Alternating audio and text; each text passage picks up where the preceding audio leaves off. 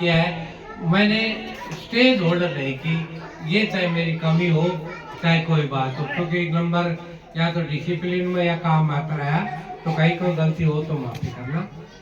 सबसे आदर के योग्य प्रिंसिपल साहब, हेडमास्टर साहब, स्टाफ के सभी अध्यापकगण, गांव के मौजूद आदमी, साथ आए हुए सभी मेहमान, सभी बच्चों, आज का वैसे शास्त्री जी ने मैं सुन रहा था, ऑब्जर्व कर रहा था, सारा बहुत कुछ बात बताई है।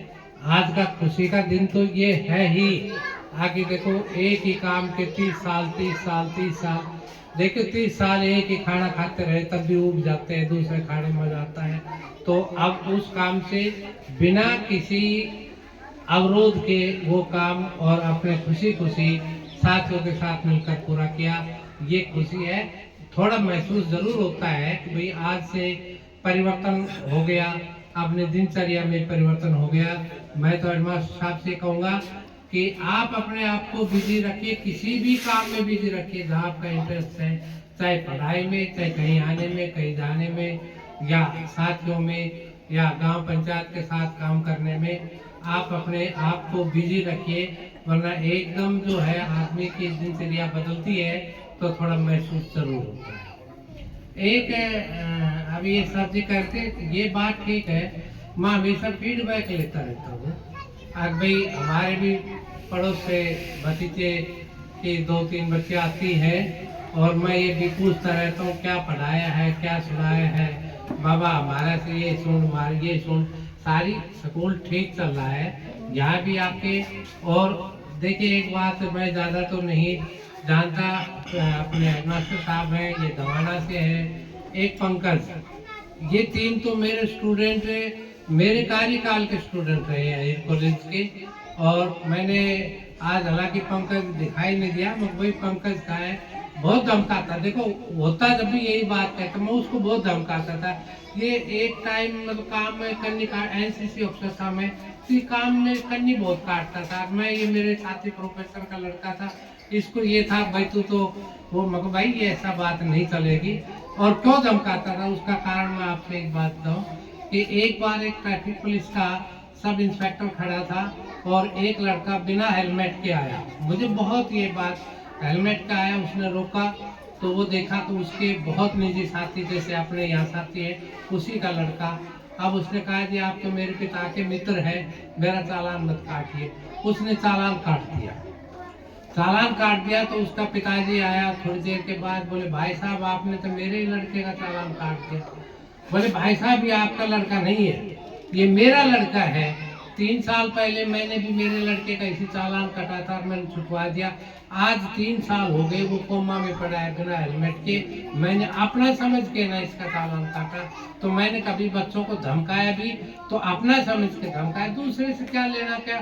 तो भाई कोई पता नहीं, अब कॉलेज कैडर में तो वैसे भी बच्चे भी वो बदमाश होते हैं वो भी, लेकिन हमेशा अपने आदमी से कहा जाता है, अपने आदमी से कोई धमकाया जाता है। एक थोड़ा सा बच्चे, मैं आई प्रेफर गवर्नमेंट स्कूल, हम भी गवर्नमेंट स्कूल से पढ़े हैं, ये बात सारी सही है। अब स्ट्रेंथ कम क्यों है, एक तो कुछ देखा देखी हो गई कि कोई प्रेस्टीज पॉइंट हो गया।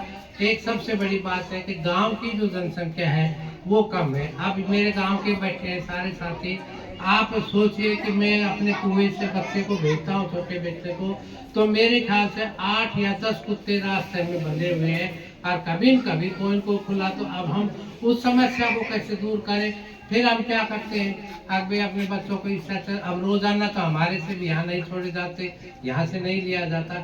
ये भी एक मेन पॉइंट है कि गांव में लोग जो कम है, तो यही कहूँगा कि गांव के लोग जो रहते हैं, नजदीक रहते हैं, जहाँ इस प्रकार का भय नहीं है, वो तो कम से कम अपने बच्चों को भेजे। जितना क्वालिफाइड स्टाफ गवर्नमेंट स्कूल का होता है, उतना क्वालिफाइड स्टाफ प्राइवेट स्कूल का नहीं है। और अब प्राइवेट स्कूल में भी मैं देख रहा हूँ मारा मारी। तीसरा देखिए, अब ये RBR वाली मैडम है, वो हमारे पास पढ़ी, पाली वाला है कंवर सिंह, वो भी पास पढ़ा हुआ है, मंदोला वाले, तो ये सारे मतलब आते रहते हैं, बात करते हैं। अब इतने में भी इतनी मारा मारी हो गई कि स्ट्रेंथ एकदम उनमें भी कम हो गई। और वो खचातानी में, प्रलोभन में, अभी थोड़ी देर पहले भी एक फोन आ रहा था आप अपने बच्चों को यहाँ फला स्कूल में भेजो। मैंने कहा कि ये मेरे बस की बात नहीं है, मेरे लड़के, मेरा पुत्र वधु मेरी बात नहीं। हालांकि मेरी, मैं झूठ बोली है, ये सबको पता है कि इसकी चलती है, लेकिन क्या करूं मैं अपने साथियों के लिए, भाई मेरी नहीं चलती, उनसे बात कर लो। जहाँ एक बार स्कूल में बच्चे एडजस्ट हो गए, पढ़ लिए, और अब वो भी इस कंडीशन में नहीं है कि मैं यहाँ भेजूँ।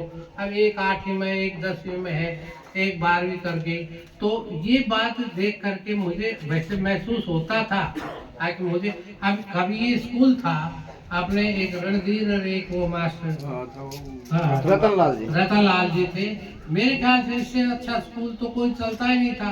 पीछे से मदोला का स्कूल था, वो भी अच्छा था। आज नांगल का स्कूल है, वो भी अच्छा। गवर्नमेंट स्कूल बहुत बढ़िया है, लेकिन अब लोगों की सोच का फर्क हो गया।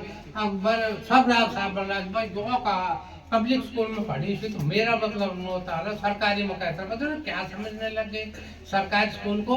वैसे अगर किसी की संभावना हो, किसी के बच्चे भेजे जा सकते हो, तो ये क्वालिफाइड है। अब आप देखिए, मैं नाम नहीं लूंगा, आप प्राइवेट स्कूल में भी हमारे टीचर लगे हुए हैं, कितने क्वालिफाइड है वो आपको पता है। कोई 8वीं, कोई 7वीं, कोई 6वीं, अपने रोटी को जा 5-4 हजार में काम करे, और एक जो सरकारी स्कूलों के टीचर है, उनमें फर्क है। और इनको ज्ञान होता है, एक्सपीरियंस होता है। लेकिन नो नॉलेज विदाउट कॉलेज, जो आदमी कॉलेज में गया है, जो पढ़ा है, उनको सारी दुनियादारी का, उठने बैठने का सारा ज्ञान होता है। तो आपके हेडमास्टर साहब भी हमारे ठीक है। देखो, स्टूडेंट पहचान जाता है। पहले तो मेरी मेमोरी कम है, और हो गई अब तो 70 साल के करीब एज हो गई, तो स्टूडेंट पहचान जाते हैं कि हमारा टीचर। एक दिन मैं यहाँ आ गया, अपने जमाना से भी एक सर जी है, तो कई देर हाँ बात करते करते जब तो नहीं पहचाना, क्योंकि तो बदल गई शकल सूरत, फिर पहचान में आया। अब भाई ये तो प्रोफेसर भी पिया यार, बोले सर जी मैं तो बहुत हुई है। तो खुशी होती है अगर टीचर काम करेगा।